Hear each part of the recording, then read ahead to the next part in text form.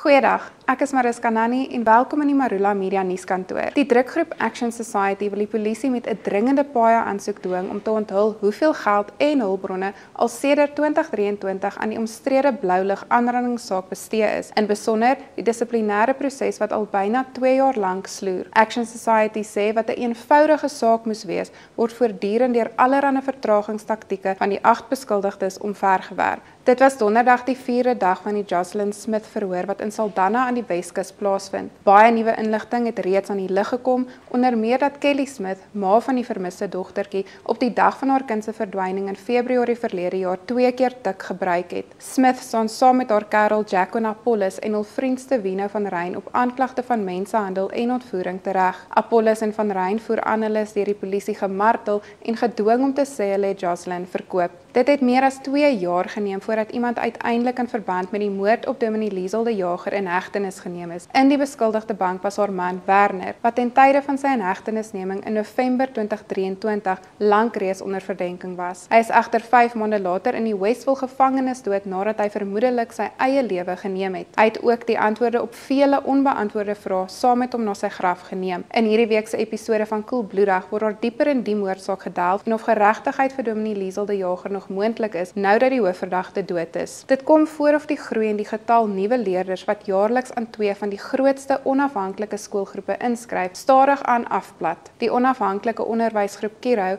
het die afgelope week sy jaarverslag bekend gemaak. Hiervolgens het die getal leerders wat teen die einde van 2024 in die groep se skole ingeskryf het, met 'n skamele 1% sedert 2023 toegeneem. Die private onderwysgroep Advitech het in 2024 'n groei van 5% in leerdergetalle in Suid-Afrikaanse skole gesien, 'n afname sedert 2023 toe dit met 6% toegeneem het. 6 konstabels van die Ekurhuleni Metropolisie het donderdag in die Boksburg Landdroshof verskyn op aanklagte van roof en dwarsboming van die gereg. Die 6 beamptes wat aan die EMPD se dwelmeenheid verbonde is Woensdag by hul kantore in Kempton Park in hegtenis geneem. Die saak hou verband met 'n voorval in Maart verlede jaar waar die jong konstabels na bewering 'n Kongolese man van die pad afgetrek het vir 'n beweerde verkeersoortreding. Lees hierdie berigte en al die ander nuus op marulamedia.co.za. Lekker dag verder.